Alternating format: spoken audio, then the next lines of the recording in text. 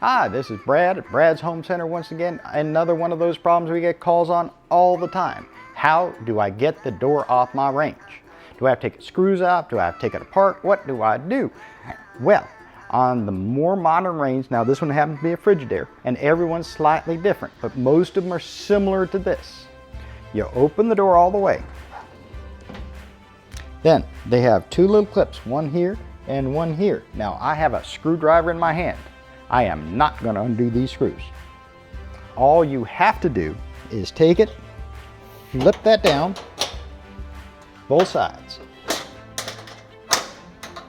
What that does, it stops the door from closing all the way, gives you a friction point. Now, watch how easy this is.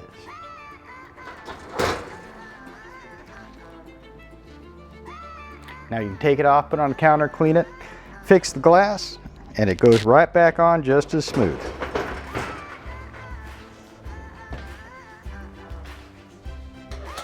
When you put it back in, flip the two little tabs back up, otherwise the door will never close. And voila.